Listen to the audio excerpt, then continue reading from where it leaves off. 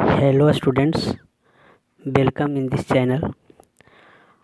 इस वीडियो में हम लोग बिहार विद्यालय परीक्षा समिति के द्वारा जारी model set chemistry paper for class 12 के बारे में डिस्कस करने जा रहे हैं कि केमिस्ट्री की परीक्षा कितने समय की होगी, कितने पूर्णांक की होगी, और इस मॉडल सेट के माध्यम से जो इम्पोर्टेंट क्वेश्चंस दिए गए हैं उसके बारे में हम लोग डिस्कस करेंगे।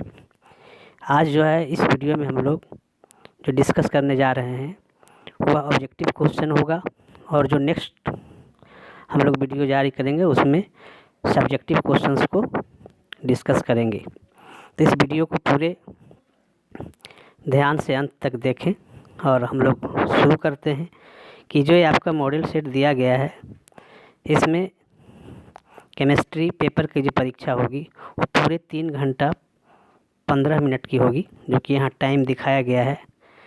और फुल मार्क्स मतलब पूर्णांक जो होगा वो 70 का होगा।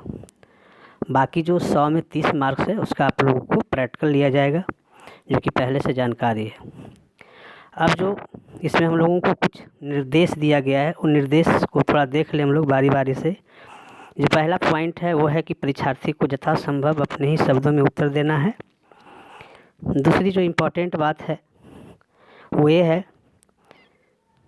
कि आपके जो भी क्वेश्चन होंगे उसके दाईं ओर जो है उस क्वेश्चन का पूर्णांक जो है वो आपको निर्दिष्ट होगा, जो कि आपको दिखेगा कि कौन सा क्वेश्चन कितने मार्क्स का है।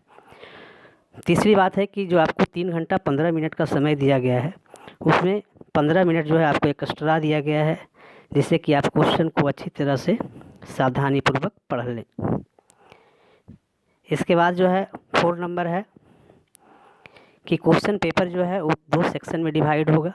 मतलब आप लोगों को कुछ अंतराल पर 2 क्वेश्चन दिए जाएंगे, एक सेक्शन ए और एक सेक्शन बी, मतलब खंड ए और खंड ब। जो सेक्शन ए होगा उसमें आपको ऑब्जेक्टिव क्वेश्चंस होंगे, और जो सेक्शन बी होगा खंड ब होगा उसमें आपको सब्जेक्टिव क्वेश्चंस होंगे। इसमें से जो आपको सेक्शन ए है उसमें आपको क्या है कि 70 ऑब्जेक्टिव क्वेश्चन दिया जाएगा। यहाँ लिखा हुआ है 70 ऑब्जेक्टिव क्वेश्चंस, जिसमें से आपको मात्र 35 क्वेश्चन को आंसर करना है। बाकी अगर आप 35 से ज़्यादा क्वेश्चन को हल कर देते हैं तो उसमें से केवल 35 क्वेश्चन जो आपको शुरुआत से जो पहले 35 क्वेश्चंस होंगे उसी का मार्किंग होगा, बाकी को छोड़ दिया जाएगा। इसके बाद इसमें जो है वो आगे है क्या कि आपको सावधानियां बरतना है। वो AMR पर जो आपको आंसरिंग करना है उसमें आपको काले या नीले बॉल पेन से जो है सो कलर करना है, और इसके अलावा व्हाइटनर या तरल पदार्थ, ब्लेड, नाखून इत्यादि का जो है OMR शीट पर प्रयोग नहीं करना है, नहीं तो अमान्य हो जाएगा। आपको जो सेक्शन बी है उसमें क्या है कि सेक्शन बी में 2 टाइप का क्वेश्चन होगा। एक तो आपको शॉर्ट आंसर टाइप क्वेश्चन होगा, और दूसरा आपको जो है वो लॉन्ग आंसर टाइप क्वेश्चन होगा। शॉर्ट आंसर टाइप की क्वेश्चन की संख्या 20 होगी, जिसमें से आपको केवल 10 क्वेश्चन को सॉल्व करना है, और प्रत्येक क्वेश्चन 2 मार्क्स के होंगे। मतलब short answer type question 20 marks के होंगे, जबकि आपको लॉन्ग आंसर टाइप क्वेश्चंस में 6 क्वेश्चन दिए जाएंगे, जिसमें से आपको केवल 3 क्वेश्चन को सॉल्व करना है। प्रत्येक क्वेश्चन 5 मार्क्स के होंगे। मतलब लॉन्ग आंसर टाइप जो क्वेश्चन होगा वो टोटल 15 नंबर के होगा। इस प्रकार शॉर्ट आंसर टाइप और लॉन्ग आंसर टाइप क्वेश्चन मिला के आपको टोटल 35 मार्क्स का एग्ज़ाम होगी, और टोटल क्वेश्चन 13 क्वेश्चन का जवाब देना है। 10 क्वेश्चन शॉर्ट आंसर टाइप और 3 क्वेश्चन लॉन्ग आंसर टाइप। इस प्रकार से जो है सो आपके अंक का बंटवारा किया गया है। अब आगे हम लोग इसमें देख लेते हैं। कोई भी एक सावधानियां है कि किसी भी प्रकार के जो है सो आपको इलेक्ट्रॉनिक डिवाइस का प्रयोग स्ट्रिक्टली प्रोहिबिटेड रहेगा, मतलब कि आपको प्रयोग नहीं करना है, नहीं तो आपको अयोग्य घोषित कर दिया जाएगा। अब आगे से हम लोग देखते हैं कि क्वेश्चंस किस प्रकार से होंगे। तो देखिए हम लोग पहले आज बताए थे कि आज के जो वीडियो है उसमें हम लोग ऑब्जेक्टिव क्वेश्चंस की बात करेंगे और उसका हम लोग आंसरिंग करेंगे। तो जो पहला क्वेश्चन है वो है ग्रेफाइट किस प्रकार का क्रिस्टल है। तो ग्रेफाइट जो है वो आपको सहसंयोजक, जिसको कि इंग्लिश में हम लोग कोवैलेंट बोलते हैं, प्रकार का क्रिस्टल है। क्योंकि क्रिस्टल 4 प्रकार के होते हैं, आयनिक, आणविक, सहसंयोजक, धात्विक। तो यहाँ जो आपका पहला का आंसर होगा वह बी होगा।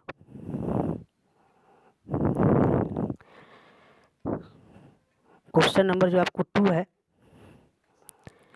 उसमें है कि number of atoms present in body centred cubic unit cell. इसी को हम लोग शॉर्ट में BCC भी बोलते हैं, और इसको हिंदी में पिंड केंद्रित घनाकार इकाई सेल बोलते हैं। तो आप जानते हैं कि BCC में जो है परमाणुओं की संख्या 2 होती है, FCC में जो है 4 होता है। सिंपल जो है परमिटिव यूनिट सेल में जो है वो आपको 1 होता है, और इसी प्रकार एक ECC होता है, उसमें भी 2 होता है। बट यहाँ जो है 2 आंसर होगा, BCC है, तो यहाँ हम लोगों को आंसर 2 करेंगे, 2 का ये होगा। क्वेश्चन नंबर 3 लेते हैं।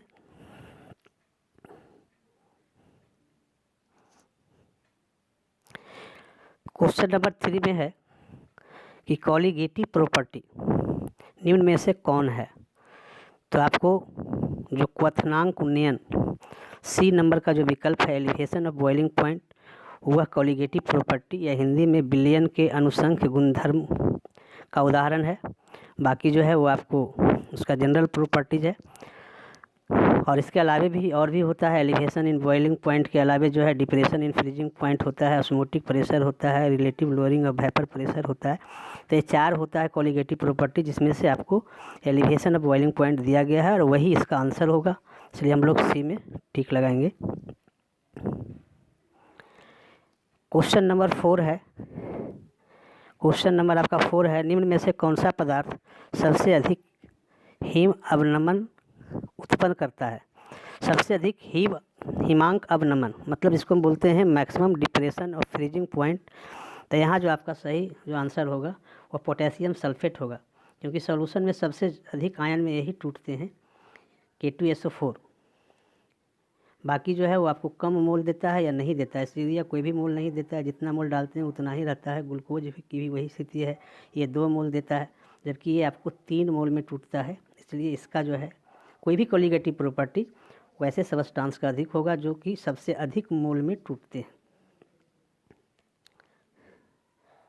क्वेश्चन नंबर 5 है कि अगर आपको मोल्टेन NaCl दे दिया जाए और उसका इलेक्ट्रोलाइसिस कराते हैं तो कैथोड पर कौन मुक्त होता है। तो चूँकि NaCl Na+ और Cl- के रूप में टूटता है, तो Na+ ही जो है वो आपको कैथोड पर जाएगा। किस रूप में जाएगा, सोडियम के रूप में वो जो है सो डिपॉजिट होगा। तो यहाँ आपका सही जो आंसर होगा वह B होगा, B पर हम लोग टिक लगाएंगे। क्वेश्चन नंबर आपका जो 6 है,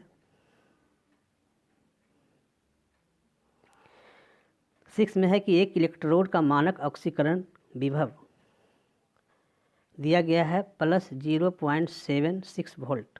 तो उसका हमको निकालना है स्टैंडर्ड रिडक्शन पोटेंशियल, मानक अवकरण विभव। तो ठीक ये जो है मानक ऑक्सीकरण विभव का के बराबर ही इसकी मैग्नीट्यूड होगी, लेकिन साइन जो है वो अलग हो जाएगा, मतलब कि माइनस हो जाएगा। तो आपका जो सही आंसर है वो C होगा। क्वेश्चन नंबर आपका जो 7 है, जिसमें एक रिएक्शन दिखाया गया है कि यदि शुगर को हम लोग हाइड्रोलाइसिस करवाते हैं तो आपको ग्लूकोज और फ्रुक्टोज देता है। यह जो है किस टाइप के जो है सो रिएक्शन है, मैंने इसका ऑर्डर क्या है ये पूछने का तात्पर्य है। तो चूँकि यहाँ 2 रिएक्टेंट भाग ले रहे हैं तो ऑर्डर तो लग रहा है कि 2 है, मतलब ये द्वितीय कोटि का होना चाहिए, सेकेंड ऑर्डर का होना चाहिए। लेकिन इसमें जो है वाटर जो है एक्सेस होता है हाइड्रोलाइसिस में, जिसका कि कंसंट्रेशन काउंट नहीं होती। तो ये इसमें केवल जो है शुगर के ही कंसंट्रेशन पर रेट ऑफ रिएक्शन डिपेंड करेगा, इसलिए यह प्रथम कोटि का है। परंतु इसको हम लोग बोलते हैं स्यूडो फर्स्ट ऑर्डर, छद्म प्रथम कोटि की रिएक्शन। मतलब हम लोग का जो सही आंसर होगा वो आपको C होगा। यहाँ भी देखिए दिया है स्यूडो फर्स्ट ऑर्डर, जो कि इंग्लिश में लिखा है, तुम लोग यहाँ टिक लगा देंगे। इसके बाद जो नेक्स्ट क्वेश्चन है वह है कि किसी अभिक्रिया का वेग निम्नांकित प्रकार से व्यक्त होता है। जिसमें आपको दे दिया है, ये आपको लिखा रहेगा ऐसा, इसमें जो भी टर्म है कंसंट्रेशन टर्म, उसके ऊपर जो पावर है उसको आप जोड़ दीजिएगा, तो आप उस जो है अभिक्रिया का रेट बता देगा, सॉरी अभिक्रिया का ऑर्डर बता देगा कि किस ऑर्डर का रिएक्शन है। तो चूँकि यहाँ 2 है और 1 है, तो यहाँ आपको जो है टोटल 3 होगा, तो यहाँ सही आंसर 3 होगा, जो कि बी में है। फिर हम लोग अगर आगे देखें, इसी का दिया है, यहाँ इंग्लिश में भी दे दिया है, तो यहाँ देख लेते हैं, यहाँ भी हम लोग आंसर लगा देते हैं कि आपको 3 होगा। 9 नंबर है कि यदि इलेक्ट्रिक फील्ड में कोलाइडी कणों का गमन करवाया जाए, मतलब कोलाइड कण जो है वो माइग्रेट करे, तो इस प्रकार के जो है सो गमन को क्या कहते हैं? इसको हम लोग वैद्युत कण संचलन कहते हैं, या इसको हम लोग, देखिए यहाँ वैद्युत कण संचलन लिखा हुआ है, या फिर इसको हम लोग कह सकते हैं इलेक्ट्रोफोरेसिस। इंग्लिश में इसको इलेक्ट्रोफोरेसिस बोला जाता है, तो आप डी में लगाएंगे। और हिंदी में जो है आपको इसको बोला जाता है वैद्युत कण संचलन। 10 नंबर क्वेश्चन है, वह प्राकृतिक पदार्थ जिससे धातु का निष्कर्षण फायदेमंद होता है।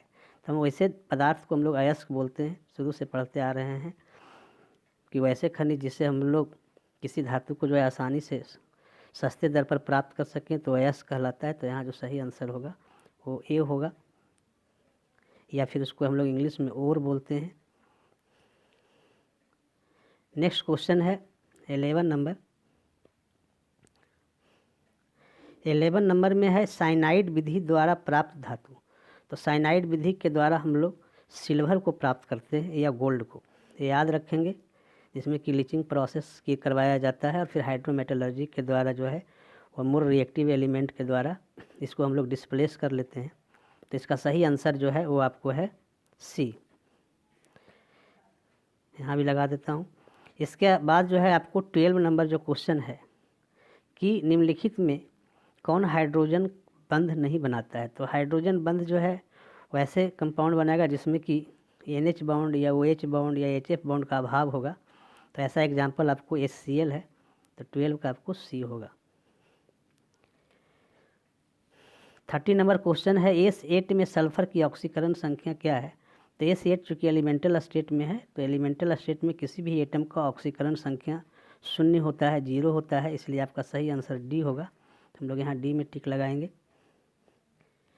क्वेश्चन नंबर 14 है, निम्नलिखित यौगिकों में सबसे प्रबल अम्ल कौन है। तो सबसे प्रबल अम्ल इसमें HI है, क्योंकि हाइड्रोजन के साथ जो भी हैलोजन एटम लगे हुए हैं, जैसे जैसे हैलोजन एटम का साइज बड़ा होता जाएगा, बॉन्ड लेंथ बढ़ता जाएगा, डिसोसिएशन ईजी होगा, इसलिए आपको HI जो है सबसे प्रबल अम्ल है। तो हम लोग का आंसर डी होगा।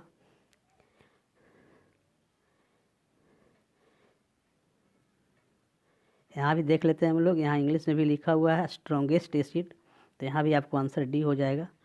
इसके बाद आपको नेक्स्ट क्वेश्चन है कि गोताखोरी में श्वसन हेतु यंत्रों में किन गैसों का मिश्रण प्रयुक्त होता है। तो इसके लिए आपको ऑक्सीजन, नाइट्रोजन के अलावे जो है हीलियम का प्रयोग किया जाता है। तो सही आंसर आपको सी होगा, जो कि हेनरीज लॉ एप्लीकेशन में स्पष्ट लिखा हुआ है, वहाँ से समझ लेंगे।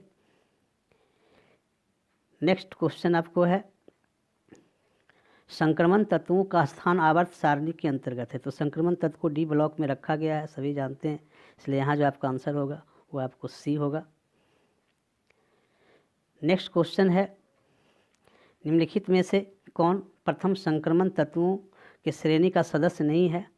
तो यहाँ आप लोग देख रहे हैं कि मैग्नीशियम जो है Mg, ये आपको जो है सेकेंड ग्रुप का एलिमेंट है और S ब्लॉक का एलिमेंट है, तो ये आपको जो है ट्रांजिशन एलिमेंट में आता नहीं है।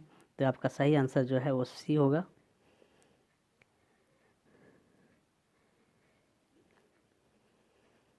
यहाँ हम लोग देख लेते हैं, यहाँ भी देखिए दिया है विकल्प पर, ये मैग्नीशियम इंग्लिश वालों के लिए दिया है, तो यहाँ भी आपको हम लोग लगा देते हैं सी।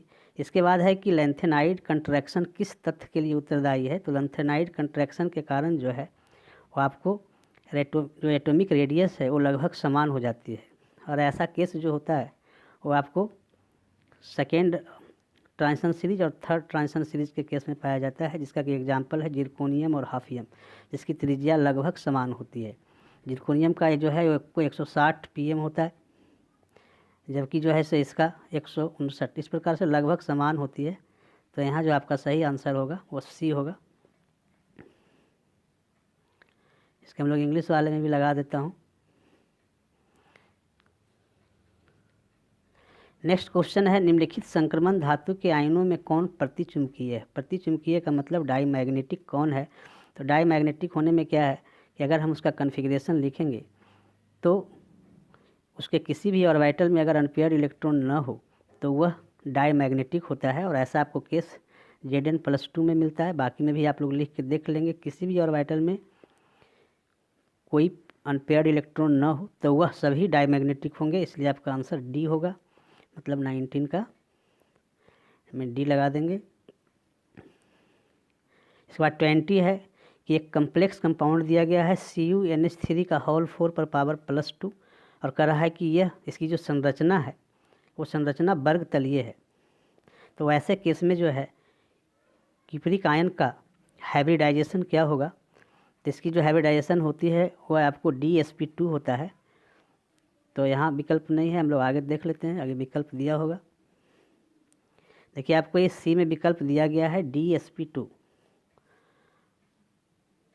कोई भी अगर स्क्वायर प्लेनर कंपाउंड है, समतलीय है, तो उसका हमेशा जो है सो DsP2 हाइब्रिडाइजेशन होता है। इसलिए आप इसको लिख लेंगे। अब यहाँ देखिए 21 में भी जो है क्वेश्चन दिया कि PT(C2H4Cl3) पर पावर माइनस में PT की ऑक्सीकरण संख्या। अब यहाँ देखिए कि जो भी लिगेंड है उसमें C2H4 का जो है सो ऑक्सीडेशन नंबर जो है सो उस पर चार्ज 0 होता है, न्यूट्रल मॉलिक्यूल है। क्लोराइड है तो समझ रहे हैं -1 है, 3 क्लोराइड है तो -3, और पूरे कंपाउंड पर चार्ज माइनस है। तो ऑल ओवर हम लोग जो है हाइब्रिडाइजेशन निकालने का जो तरीका जानते हैं उसे हम लोग लिख देंगे कि X+0 प्लस क्लोराइड के लिए हम लोग -3 लिखेंगे, क्योंकि 3 क्लोराइड है, = -1। इसको आप हल करेंगे तो आपका आंसर आएगा +2। तो +2 पर हम लोग टिक लगा देंगे। 22 जो है question number, secondary butyl chloride का आईपेक नाम क्या है। तो सेकेंडरी जो ब्यूटाइल क्लोराइड होता है उसमें सेकेंड कार्बन पर क्लोरीन लगा होता है और बाकी तो कार्बन का चेन स्ट्रेट होता है। तो इसका हम लोग नाम लिखेंगे तो आएगा 2-क्लोरोब्यूटेन। इसलिए यहाँ सही जवाब होगा बी। क्वेश्चन नंबर 23 देखें, निम्नलिखित में किस विधि के द्वारा प्राइमरी, सेकेंडरी एवं टर्सरी अल्कोहल में विभेद किया जाता है। तो विभेद करने के लिए ऑक्सीकरण विधि भी सफिशिएंट है। ल्यूकास रिएजेंट के द्वारा भी हम लोग करते हैं, विक्टर मेयर विधि के द्वारा भी करते हैं। मतलब यहाँ हम लोग का जो जवाब होगा वो सभी होगा। तो हम लोग डी में टिक लगाएंगे। यहाँ भी हम लोग देख लेते हैं, यहाँ भी देखिए हम लोग लगा देंगे डी में ऑल ऑफ दी एबव। मतलब किसी के द्वारा, किसी मेथड के द्वारा हम लोग प्राइमरी, सेकेंडरी और टर्सरी अल्कोहल को डिफरेंशिएट कर सकते हैं, डिफरेंस बता सकते हैं। 24 नंबर जो आपका है, निम्नलिखित में किसका प्रयोग निश्चेतक के रूप में। निश्चेतक का मतलब होता है एंटीसेप्टिक। तो एंटीसेप्टिक के रूप में हम लोग क्लोरोफॉर्म का इस्तेमाल करते हैं, इसलिए आप क्लोरोफॉर्म में लगाएंगे, बाकी किसी का इस्तेमाल नहीं होता है। एंटीसेप्टिक का एनेस्थेटिक का मतलब हुआ कि जो सर्जरी के दौरान बेहोश करने के लिए हम लोग क्लोरोफॉर्म का प्रयोग करते हैं, हम लोग नहीं, डॉक्टर लोग। अब 26 नंबर क्वेश्चन है कि कैल्शियम एसीटेट को गर्म करने से क्या प्राप्त होता है। तो कैल्शियम एसीटेट जो होता है, इसको फार्मूला देखो लिख देता हूँ, CH3COO के होल 2 C, यही है कैल्शियम एसीटेट। इसको जब आप गर्म करेंगे तो यह जो है एसीटोन देगा और कैल्शियम कार्बोनेट देगा। तो आपका जो सही आंसर होगा वो आपको सी होगा।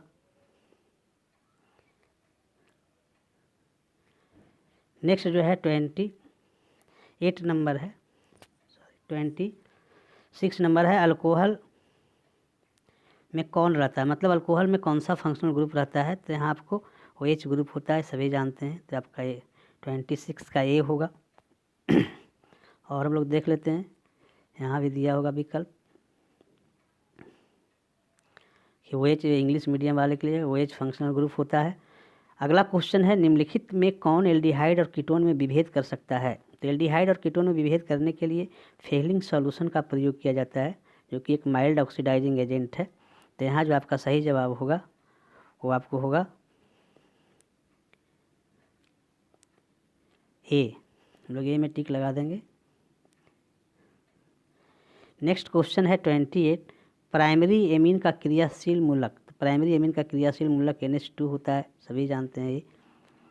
29 नंबर क्वेश्चन है, तनु एवं अल्प क्षारीय KMnO4 के घोल को क्या कहते हैं। तो इसको हम लोग जो है वो आपको बेयर रिएजेंट बोला जाता है, जो माइल्ड ऑक्सीडाइजिंग एजेंट होता है और इसका प्रयोग अनसैचुरेशन टेस्ट में किया जाता है।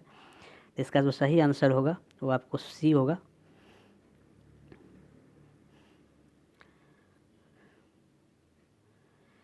थर्टी नंबर क्वेश्चन है कि फिनॉल को जस्ता के चूर्ण के साथ उबालने पर निम्नलिखित में क्या बनता है। कोई फिनॉल जो है जिसमें OH ग्रुप है बेंजीन रिंग में लगा हुआ, उसको अगर जिंक के साथ हम लोग उबालेंगे तो जिंक ऑक्साइड जो है वो बाई प्रोडक्ट निकलता है और बेंजीन प्राप्त होता है। इसलिए हम लोग का सही आंसर सी होगा, 30 का सी।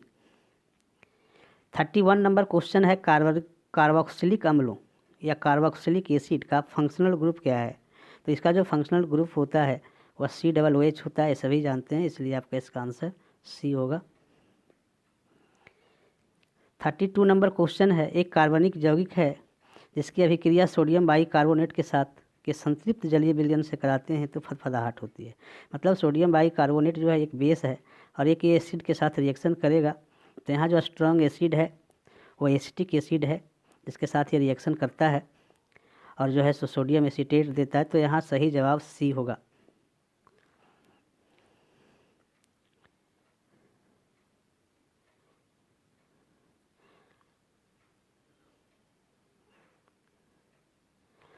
यहाँ भी देखिए दिया हुआ है एसिटिक एसिड, यहाँ भी हम लोग टिक लगा देते हैं। अब है 33 क्वेश्चन नंबर, ईस्टर को निम्नलिखित में से किस सूत्र से व्यक्त करते हैं। तो एक बहुत आसान सवाल है, RCOOR, मतलब हम लोग का आंसर होगा बी। क्वेश्चन नंबर 34 है, नाइट्रो एल्केन के अवकरण से, नाइट्रो एल्केन का जब अवकरण करते हैं तो एमीन बनता है और वह प्राइमरी एमीन, हमेशा प्राइमरी एमीन ही देगा नाइट्रो एल्केन के अवकरण से, जो कि SN और HCl या FeHCl के द्वारा करवाया जाता है। तो आप लोग का आंसर सी होगा, 34 का सी। 36 नंबर क्वेश्चन है, DNA और RNA में समान भस्म उपस्थित है। DNA RNA प्रत्येक में 4 भस्म होता है जिसमें से 3 समान होता है और वो जो समान भस्म है वो गुआनिन, एडेनिन और साइटोसिन होता है। बाकी थाइमिन और यूरासिल जो है वो DNA में थाइमिन होता है, RNA में यूरासिल। तो इस प्रकार से आपका सही आंसर जो है बी होगा। नेक्स्ट क्वेश्चन है,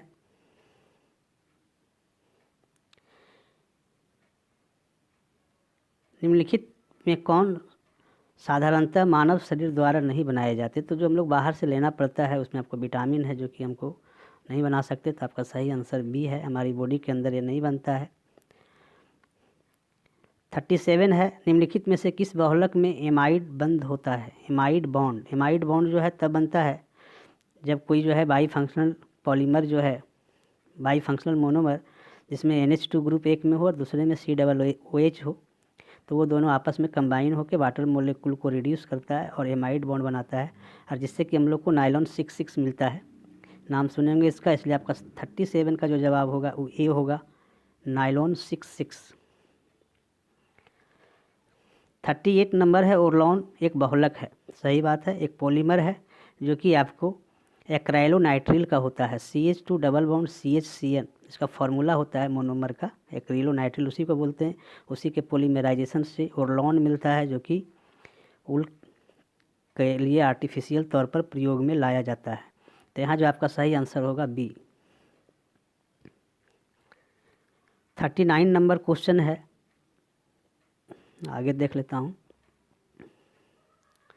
हाँ, 39 नंबर क्वेश्चन है, which of the following is artificial sweetening agent, मतलब कि कृत्रिम तौर पर स्वीटनिंग एजेंट के रूप में किसका प्रयोग किया जाता है। तो सैक्रिन का भी करते हैं, एस्पार्टम का भी करते हैं, सोडियम साइक्लोमेट का भी करते हैं। तो इसमें आपको जो आंसर होना चाहिए वो डी होना चाहिए।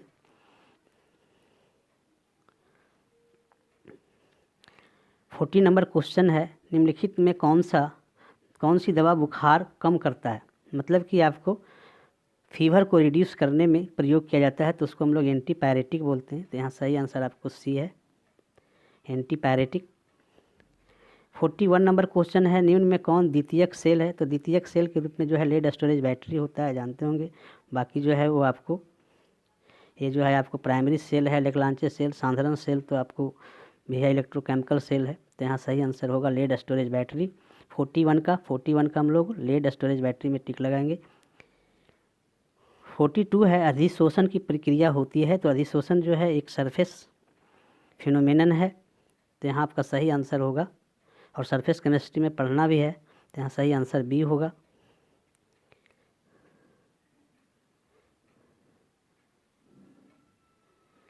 यहाँ दिया है आपको सरफेस फिनोमेनन, और उसको पृष्ठीय घटना बोलते हैं हिंदी में। निम्नलिखित में सबसे प्रबल अम्ल कौन है? तो देखिए सभी जो एसिड का ग्रुप दिखा रहा है एक कार्बोक्सिलिक एसिड, लेकिन किसी में जो है केवल हाइड्रोजन है कार्बन के साथ, किसी में क्लोरीन है, किसी में 2 क्लोरीन है, किसी में 3 क्लोरीन है। जितना अधिक क्लोरीन रहेगा माइनस आई इफेक्ट उतना अधिक होगा, और उस एसिड की एसिडिटी उतनी अधिक होगी। तो यहाँ आपका सही आंसर होगा डी। क्वेश्चन नंबर 44 है, निम्नलिखित में कौन टर्सरी एमीन है? तो टर्सरी एमीन वैसा एमीन होता है जिसमें कि नाइट्रोजन के साथ जो है सो वह अल्काइल ग्रुप लगे होते हैं, मतलब नाइट्रोजन के तीनों बॉन्ड अल्काइल ग्रुप से सेटिस्फाइड होते हैं। तो यहाँ आपका देखिए सही आंसर सी है। तो हम लोग सी में टिक लगाएंगे, टर्सरी एमीन है। नेक्स्ट क्वेश्चन है 45, आरएनए में पाए जाने वाला प्यूरिन भस्म है। तो प्यूरिन जो है गुआनिन और जो है सो एडिनिन होता है। तो यहाँ जो है आपको गुआनिन जो है वो मौजूद है, बाकी तो है नहीं। बाकी जो भी है वो पैरिडीन टाइप का है बेस। तो यहाँ सही आंसर 45 का जो होगा वो ये होगा।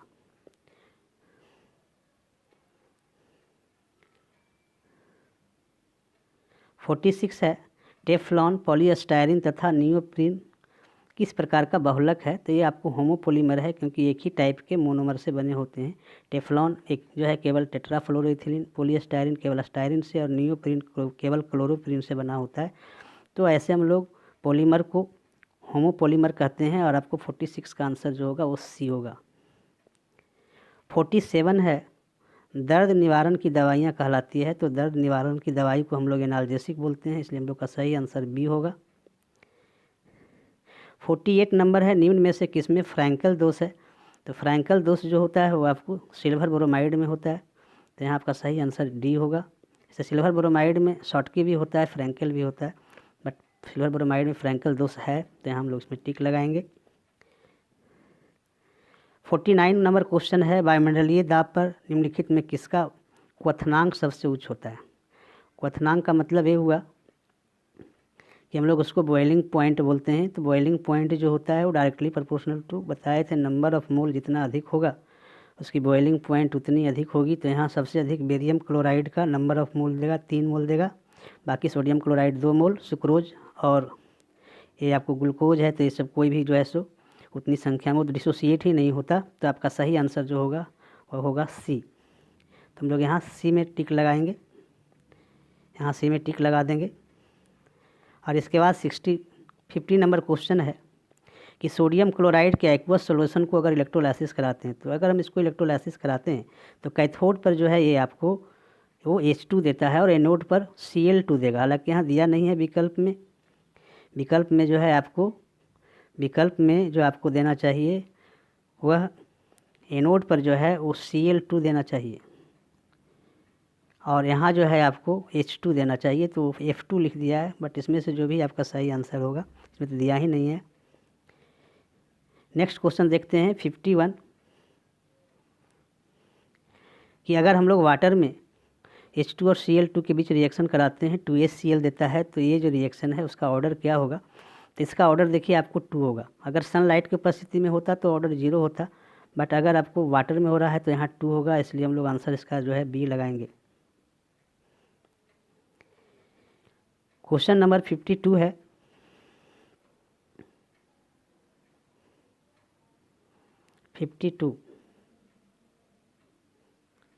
कि the amount of gas adsorbed on the surface of a solid depend upon, मतलब कि गैस की जो अमाउंट है वो किसी भी सॉलिड सरफेस पर कितना हो पाएगा एडजॉर्ब, ये किस पर डिपेंड करता है? तो यहाँ जो आपका सही आंसर है कि सभी पर डिपेंड करता है, गैस के ताप पर, गैस के दाब पर, गैस की प्रकृति पर। तो हम लोग का आंसर डी होगा, डी में टिक लगाएंगे। नेक्स्ट क्वेश्चन है 53 कि कच्चा लोहा में अशुद्धि के रूप में कौन सा तत्व अत्यधिक मात्रा में उपस्थित रहता है। तो यहाँ सही जवाब कार्बन होता है, इसके कारण ब्रिटल होता है वो कच्चा लोहा। तो ये आपको सही जवाब होगा। 54 है निम्नलिखित में से कौन सा ऑक्साइड उभयधर्मी है। तो आपका जो जिंक ऑक्साइड है वो उभयधर्मी होता है। बाकी MgO जो है वो तो बेसिक है, Na2O भी बेसिक है, SO2 एसिडिक है। तो आपका आंसर ZNO होगा। नेक्स्ट क्वेश्चन है 55 निम्नलिखित में सबसे प्रबल लुईस एसिड। लुईस एसिड देखिए ये आपको 13 ग्रुप का एलिमेंट बनाता है, बोरॉन है, सब में मौजूद है, लेकिन जैसे जैसे इसके साथ हाइड्रोजन एटम का साइज जो है बड़ा होता जाएगा, बैक बाउंडिंग कम होगी और डिफिशियंसी जो है बढ़ता जाएगा और उस प्रकार से उसकी एसिडिटी अधिक मानी जाएगी। तो यहाँ जो सही आपको आंसर होगा Bi3। नेक्स्ट क्वेश्चन है 56 हीलियम का मुख्य स्रोत क्या है। तो हीलियम जो है मुख्य रूप से मोनोजाइट से प्राप्त किया जाता है, आपको P ब्लॉक में बताया गया होगा। तो ये सही है, एयर में भी पाया जाता है बट उससे जो है निकालना मुश्किल होती है, प्राप्त करना। तो यहाँ आपका सही आंसर C होगा। 57 है निम्नलिखित में कौन उपधातु है। तो यहाँ देख रहे हैं कि एंटीमनी जो है वो उपधातु है, बाकी तो जो है सो देख रहे हैं सल्फर, फास्फोरस, ब्रोमीन सभी नॉन मेटल हैं। तो यहाँ आपको एंटीमनी। नेक्स्ट 58 है SO2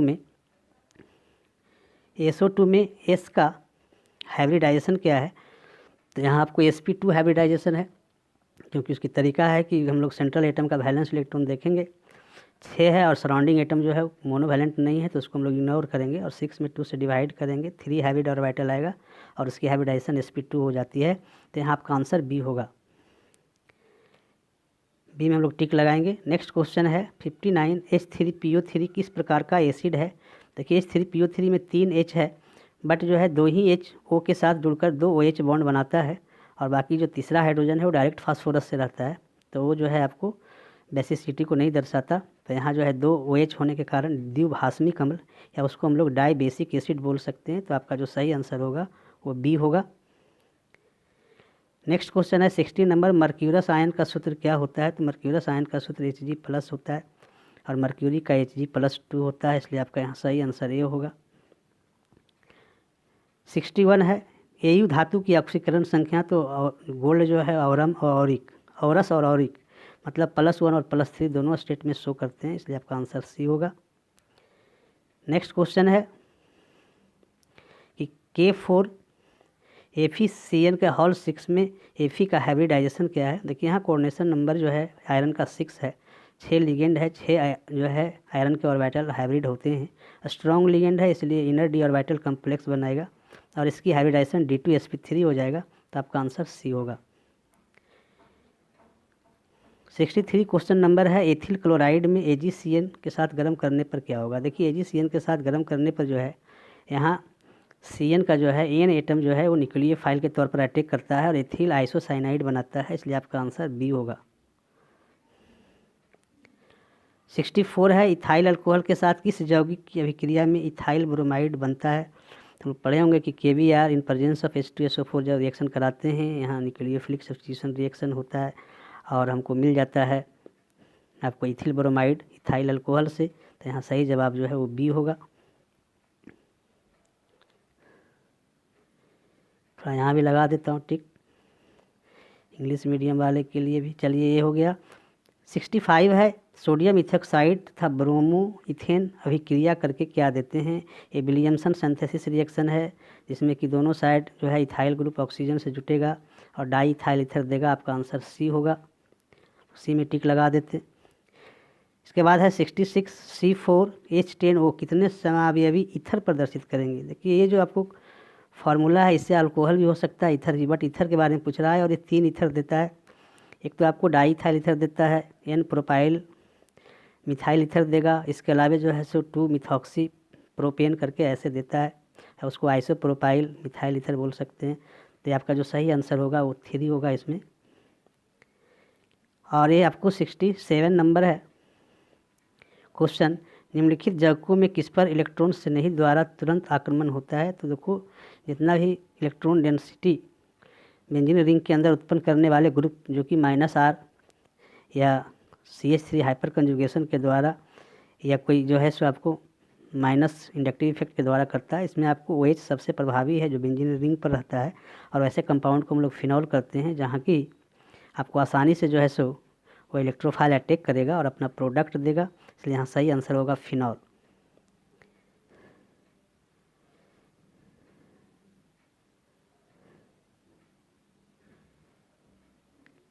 फिनॉल आपको यहाँ होगा। 68 नंबर क्वेश्चन है, निम्नलिखित में से किसका उपयोग फॉर्मलिन के रूप में होता है? तो फॉर्मलिन के रूप में आपको फॉर्मल्डिहाइड का प्रयोग होता है। ये बहुत सिंपल है। चलिए, ये आपको 69 को नंबर क्वेश्चन है, वह कार्बोक्सिलिक अम्ल जो टॉलेंस रिएजेंट को अवकृत कर देता है। तो यहाँ आपको यह है फॉर्मिक एसिड, क्योंकि इसमें एल्डिहाइड और कार्बोक्सिलिक एसिड दोनों जैसा स्वरूप होता है। इस प्रकार से अगर हम लोग देखें तो ये है आपको, देखिए ये अगर हम लोग राइट साइड से देखते हैं तो ये एसिड जैसा लगता है, लेफ्ट साइड से अगर देखेंगे तो एल्डिहाइड जैसा लगता है। इसी के कारण जो है सो यह टॉलेंस रिएजेंट टेस्ट देता है। तो आपका सही आंसर होगा ए, मतलब हम लोग ए में टिक लगाएंगे। हर एक लास्ट क्वेश्चन है, क्लोरल का सूत्र क्या होता है? तो क्लोरल का जो सूत्र होता है वो CCl3CHO, इसको हम लोग बोलते हैं। यही आपको कंपाउंड है जो कि पढ़े होंगे। इसका प्रयोग जो है आपको प्रयोग किया जाता है इसका, या तो आप बना सकते हैं इससे एल्डिहाइड वगैरह बनाने में भी किया जाता है, या DDT पाउडर बनाने में इसका नाम अवश्य आता है क्लोरल CCl3CHO। तो इस प्रकार से यहाँ हम लोग का आंसर हो जाएगा 70 का C। इस प्रकार से हम लोग ने लगभग सभी क्वेश्चंस का आंसर किया। उम्मीद है कि आपको अच्छा लगा होगा, और आगे जो है हम लोग इसका जो शॉर्ट टाइप बहुत जल्दी डालेंगे, शॉर्ट टाइप फिर लॉन्ग टाइप। इसलिए आप चैनल को अवश्य सब्सक्राइब करें और अपने दोस्तों के बीच शेयर करें। जय हिंद, जय भारत।